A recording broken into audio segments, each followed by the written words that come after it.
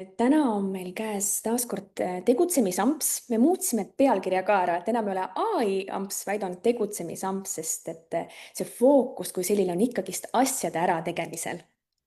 Minu nimi on Triin Pärn ja mina olen üks veebikooli assistentidest ja igal teisipäeval kohtume siin grupis, kus tuleb külla ekspert, kes näitab, kuidas midagi ära teha. Ja täna on mul külas Külli ja me ei leppinud kokku, et me oleme mõlemad mustas. Täna juhtus nii, et me täpselt sama tooni värvi panime selga. Ja täna sina, Külli, näitad meile, kuidas muuta PDF täidetavaks. Tere tulemast, Külli. Ja mida see üldse tähendab, et PDF täidetavaks muuta? Tere hommikust! Mul on, Triin, väga hea meel, et sa mind kutsusid. Ja PDF täidetavaks tähendab siis seda, et pärast on võimalik seda arvutis täita. Salvestad ära, järgmine kord sa saad seda edasi täita ja nii lihtne ongi. Sa ei pea seda välja printima ja käsitsi kirjutama, vaid sa saad seda arvutis teha.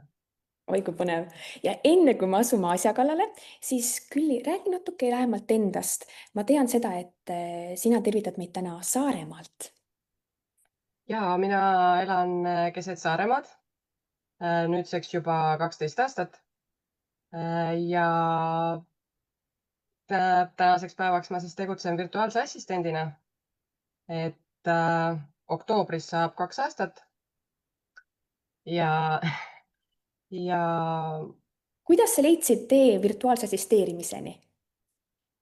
tegelikult ma 2 aastat tagasi või noh, siis nüüdseks juba rohkem kui 2 aastat tagasi, ma ei teadnud midagi sellest. Üks tuttav hakkas rääkima, et tema läbis selle proovinädala ja siis mõtlesin, et kes need VA-d on, et mul pole õrna aimugi. Ja siis ma hakkasin guugeldama ja otsima ja siis ma leidsin samamoodi selle proovinädala, siis ma mõtlesin, et ma proovin ära, et ma just mind oli just koondatud. Ja siis ma olin kodus ja mõtlesin, mida ma edasi teen. Ja siis ma leidsin ka selle proovinädala, proovisin ära. Ma vaatasin, et oo, et tegelikult seal on siuksed ülesanded, mida ma täitsa oskan teha ju arvutis. Jah. Ja siis ma võtsin Liina Ostumaa seal tasulise koolituse, läbisin selle ja siis ma suve puhkasin ja seedisin seda asja kõike ja oktoobris siis registreerisin ettevõtte ja hakkasin teenust pakkuma. Nii vahva, et see koondamine andis hoopis hüppe hakata ettevõtjaks ja Ja iseendale. tegelikult ma olin ettevõtjaks tahtnud varem hakata. Ma olin enne teinud mitu äriplaani igasugustel erinevatel teemadel, aga ükski neist ei läinud tegelikult töösse. Et polnud sihukest mingit ägedat käivitavat jõudu või sellist, aga virtuaalse assistendi puhul siis ma tundsin, et see on see, mida ma teha tahan ja ma sain seda teha nagu kodust. Kuna mul on ju lapsed, siis minu jaoks oli see väga hea võimalus, et ma saan, kui lapsed on haiged või midagi, siis ma ei pea jälle tööandjale helistama ja ütlema, et tead, et ma täna ei saa tööle tulla, et mul laps haige. Et ma sain seda teha nagu samal ajal. Just minul samamoodi, mina olen ka lapsevanem, see on nii mugav, et kui saad teha lihtsalt asukohavabalt tegelikult tööd, ükskõik kust teed arvuti lahti, saad hakata pihta. Jah. tere, tere Piia, tere Kätlin, tervitavad meid ja asume siis asja kallale. Nii. Pean jagan oma ekraani. Et mina teen siis neid täidetavaks UPDF-is. Et selle leiab internetist üles ja saab endale arvutisse laadida. Ja siis saab neid teha seal saab ka teha teisi asju. Aga et kõigepealt siis saab, kui see on alla laetud oma arvutisse, siis saab siit teha selle faili lahti ja laadida see endale siia programmi. Ja siis ta avab selle siin selliselt. Nüüd mina tegin viimati endale selle kodulehe kiirplaneerija ja ma praegu siis selle põhjal nagu näitan, kuidas ma seda hakkan täidetavaks muutma. Siin vasakul küljel on siis erinevad asjad, mida saab, et siin saab ka lihtsalt see edit PDF on siin näiteks, et saab ka neid tekste muuta, mis siin juba olemas on. Et kui sa näed, et seal on siin mingi kirjaviga sees või midagi, et siis sa saad ka seda siit külje pealt muuta. Ja siis samamoodi saab ka pilte lisada ja linke lisada juurde, kui kuskil on vaja midagi ära linkida. Aga siis täidetavaks saab muuta siit külje pealt, kus on prepare form. Ja siis tekivad siia üles äärde erinevad võimalused, et saab checkbox'e teha, siis saab lihtsalt nagu punktidena märkida, liste teha, nuppe, pilte kõike neid saab siis siia juurde panna.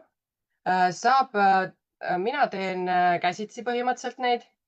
Alguses, kui ma alustasin, siis ma proovisin teha ka niiviisi, siin on selline variant olemas, et saab teha automaatselt, ütleme, neid väljasid, kus siis saab täita. Aga mina seda enam ei kasuta. Alguses ma kasutasin, sest esimene töö, mida ma nagu tegin täidetavaks, oli 180 lehekülge. Ja siis ma tundsin, et see võtab nagu ajaliselt liiga palju aega. Et ma teen selle automaatselt. Ja kui ma selle automaatselt ära tegin, siis ma sain aru, et see ei ole kõige parem lahendus. Et seal tuleb nagu käsitsi pärast muuta, et kõik kirjastiilid oleksid ühesugused nagu kõikidel nendel väljadel. Et ta muudab neid valikuliselt ja ta ei, kui sa teed nagu jooned, kuhu peale inimene saaks siis nagu kirjutada või täita, siis ta arvestab iga joone eraldi väljana. Et minu jaoks tol hetkel see ei olnud nagu hea variant. Võib-olla mõnes dokumendis on see nagu okei, aga sellel korral see polnud. Ja et mina teen nagu tekstikastidena siia praegu. Et siis võtan siit ülevalt selle teksti välja. Teen siia sellise kuubiku. Nii, ja kui ma siia peale klikkan, siis saab siit erinevaid valikuid muuta. Siin siis esimene väli on siis see ja selle kasti nimetus nagu. Nii, ja siit liigutan natuke, mul jääb siin see ette. Siis mina tavaliselt võtan ära siit, siis borderi võib jätta selle raami siia ümber, kes soovib, kes ei, siis ei pea. Mina jätan siis selle tausta valgeks, et pärast oleks see selgelt näha, kus on see koht, kuhu siis inimene saab kirjutada. Teksti jätan mustaks ja siis saab siin tegelikult muuta ka suurust ja kirjafonti, kui on vajadust. Mina praegu jätan samaks ja siis saab joondust ka muuta siin. Et mina teen tavaliselt selle esimese kastiga teen selle kujunduse poole ära, et ma pärast ei pea igat kasti hakkama eraldi kujundama ja muutma. Nii, kui see on valmis, siis siit ka veel, et mitmerealiseks teha see.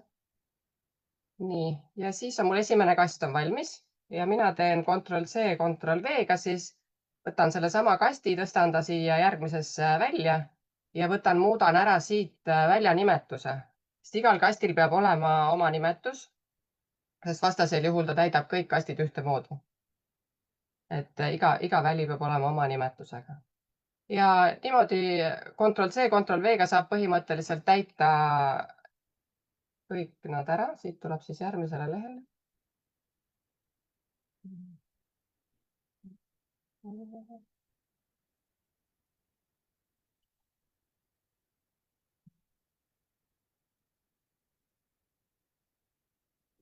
Pani siia alla. Et vahel ta viskab, kuna lehekülg on hästi niisugune pikk, siis ta viskab need kõige alla, kui sa seal nagu copy-paste võtad. Ja nende kastide suurusi saab siin erinevalt muuta, et kui on vajadust, siis saab seda teha suuremaks. Mõni väli on suurem. Aga jah, et just, et ei unustaks ära nende väljade nimetusi muuta. Ja siis ütlen ühe olulise asja veel, et kui selles programmis teha, siis ta mingil määral salvestab ise, aga kasulik oleks vahepeal võtta siit ülevalt nurgast fail ja save. Sest kui minul oli, kui on mingisugune 10 lehekülge, siis tega ei juhtu midagi. Aga kui on sul 180 lehekülge see fail suur, siis ta vahel kipub kinni jooksma. Ja siis ta kaotab su kogu tehtud töö ära, mis minul juhtus selle 180 lehekülje jooksul nagu päris mitu korda. Et me kõik õpime. Et selles mõttes, et lihtsam on võtta ja vahepeal see ära salvestada ja siis edasi nagu minna.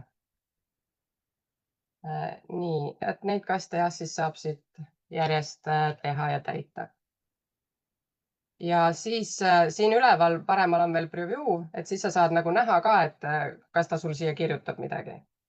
Et siin, kui praegu tundub, et need kastid on sinised, siis pärast välja importides või salvestades uuesti need kastid ei jää sinised. Et lihtsalt ütlen, et vahel võib-olla mõni läheb juba pabinasse, mõtleb, et aga ma ei taha ju siniseid kaste, on ju. Et kui ma olen sealt valinud sealt valikutest, et on valge, et siis ta pärast ikkagi jääb valge. Et sellepärast ei tasu nagu muretseda. Nii, siis ma näitan veel, et kui mul on näiteks selline tabel, et siis on samamoodi, et saab võtta sealt eeltehtud juba kujundatud selle kasti, muuta ta õige suurusega ja tõsta ta lihtsalt õige koha peale. Ja mina nummerdan neid üldjuhul siis selle järgi, mis lehekülje peal ta näiteks on. Nii, siis siit muudame selle ära. Lehekülg 7, ütleme. Ja et siin selle lilla ruudukese sees siin keskel on siis see number ka näha või see nimetus, mis tal on. Ja kui ma panen siis järgmise kasti, siis mina, kuna ta on, ütleme, 7. leheküljel praegu, siis ma panen siit, lihtsalt panen nagu numbri juurde. Sest kui neid kaste ja asju tuleb ühele leheküljele nii palju, siis lihtsalt on nagu mugav niiviisi lihtsalt number juurde panna. Nii. Ja siis siin on näiteks vaja, et kui on tehtud, minul on siin on ju valmis kast ja siis peaks siia nagu linnukese saama inimene panna, siis siin järgmine pärast seda teksti välja siin üleval ääres on checkbox. Et siit saab võtta selle linnukese kasti, teha siit, ma praegu jätan ta suurema, aga muidu saab teha just täpselt selle suurusega, mis parasjagu vaja on.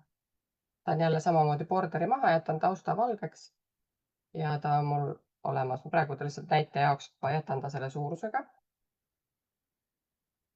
Ja siis saan tõsta siia edasi. Aga jah, et siis kõikidel nendel tuleb täpselt samamoodi see nimetus ära muuta. Praegu meil oli 7 lehekülg.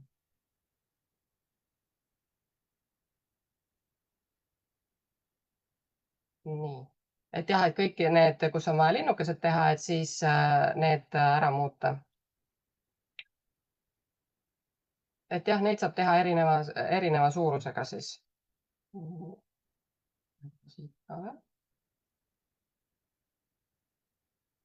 Et need pisikesed kastikesed saab kõik täpselt samamoodi kujundada ja teha nad siia parajaks, kui on vaja linnukesi ja asju panna.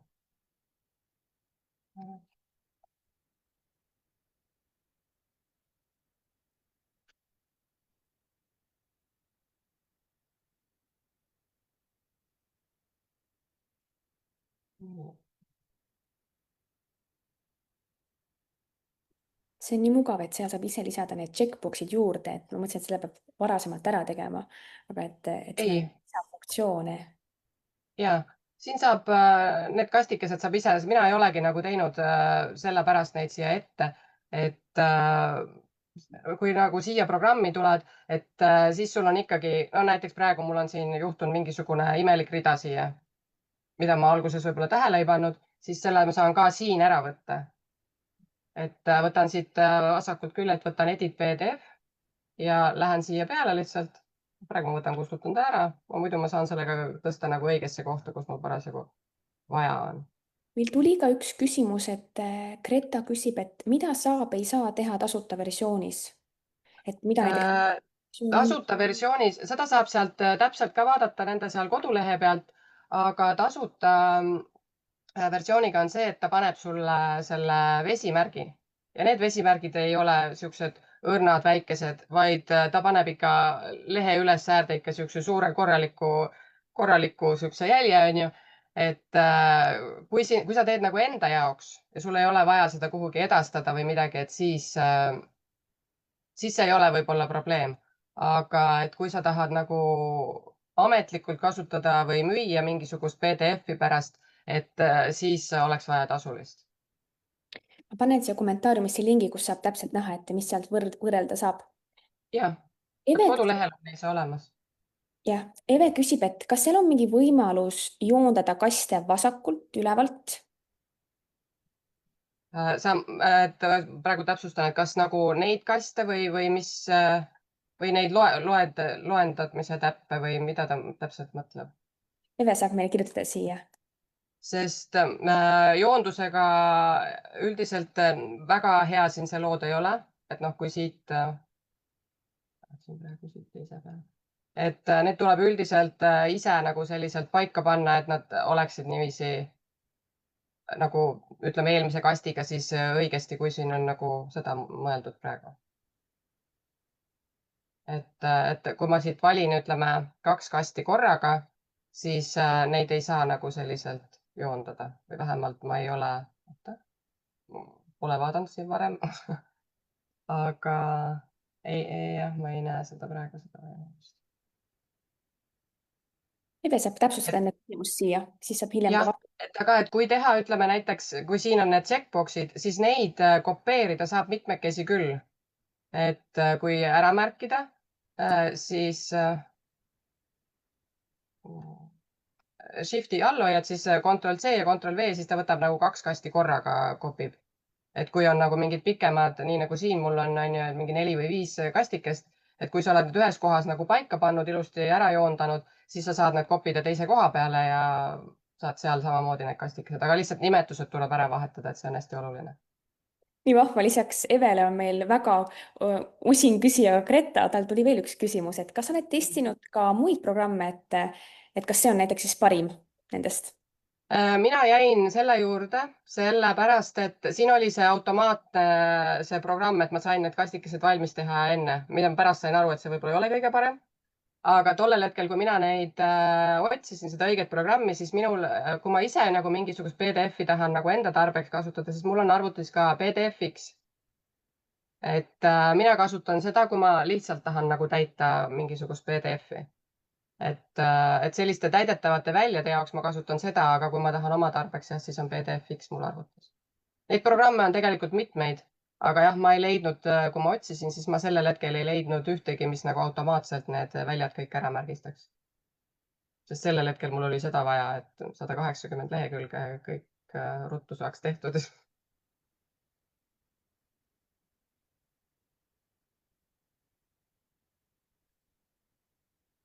Nii et mul siit rohkem vist näidata ei olegi, et põhimõtteliselt sedasi ta siis käib. oo, meil tuli veel üks küsimus. Kätlin Nii. küsib, et millega see muidu dokument on tehtud, kas muidu oled kujundanud selle Canvas? Ja mina teen tavaliselt Canvas valmis ja siis tulen sellega, noh, salvestan nagu PDF-ina ja siis toon ta siia. Ma praegu tahtsin küsida, et sa näitad nii põnevat asja, aga et mida sa näitad kodulehe kiirplaneerijat. Just. Ma tegin selle mõnda aega tagasi, ma ise ehitan kodulehtesi ka ja ma tean, et paljude jaoks on see alustamine on keeruline. Ja siis ma jah, otsustasin, et ma panen sellise kiirplaneerija kokku, millega siis inimene saab algust teha, oma asjad nagu läbi mõelda ja siis on juba lihtsam nagu alustada, kui sa oled need varasemad sammud nagu läbinud. Ma panin selle kiirplaneerija allalaadimislingi ka siia, et siis saab endale mugavalt alla laadida ja vaadata, teha väike audit, kuidas midagi üldse alustada. Ja ma näitaks korra ühte asja veel, et milline ta siis pärast välja näeb, kui ta nüüd on siis sealt imporditud, et missugused need kastikesed.